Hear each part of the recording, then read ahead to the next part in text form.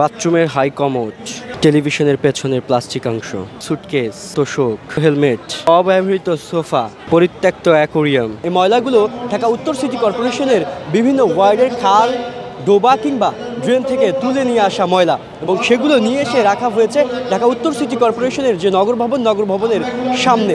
কেন এখানে নিয়ে আসা রাখা হয়েছে?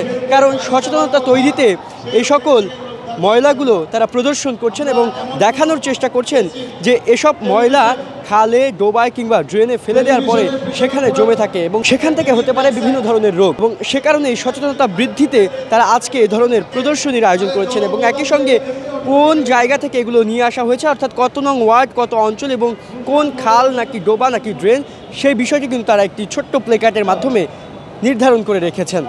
ওয়ালটন এসিতে ইনস্টলেশন একদম ফ্রি। এখানে এসে কি কি দেখলে এবং এটা দেখার পরে কি মনে হচ্ছে আসলে? এখানে কত আবর্জনা আছে, এগুলো আমাদের ফেলা একদমই উচিত না, কারণ এতে অনেক ডেঙ্গু মশা তৈরি হতে পারে। আমরা এগুলো কখনোই ফেলবো না এবং এর জন্য আমাদের অনেকেই রোগ হতে পারে। এইসব জিনিসের জন্য ময়লা জমে থাকে, যেমন ড্রেনের পানি যেতে পারে না, এর জন্য অনেক জায়গায় পানি জমে থাকে। তারপর এই পানিতে আমাদের ডেঙ্গু রোগ সৃষ্টি হয় এবং নিউমোনিয়া আরও বিভিন্ন ধরনের রোগ হয়ে থাকে। এতে অনেক মানুষ আমাদের সারা বছর অনেক মানুষ মারাও যাচ্ছে। তার কারণে আমাদের দরকার একটি ভালো কোনো জায়গায় যেখানে আমরা ময়লা ফেলবো, তাহলে সিটি কর্পোরেশনের লোকরা এসে নিয়ে যাবে। এখান থেকে আমরা অনেক কিছু শিখতে পারছি, আমাদের যে কিভাবে আমরা সবসময় থাকতে পারবো পরিষ্কার পরিচ্ছন্নতা, এগুলো বলছাইছে আমাদেরকে।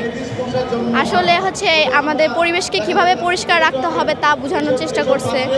এখন আমরা এখান থেকে শিখতে পারছি যাতে আমরা নেক্সট টাইম যাতে আমরা এরকম না করি, ধরনের ময়লা যাতে আমরা না ফেলি খালে কিংবা ড্রেনে, পরিষ্কার যাতে রাখি, আমাদের পরিবেশটাকে যাতে আমরা ভালো রাখতে পারি।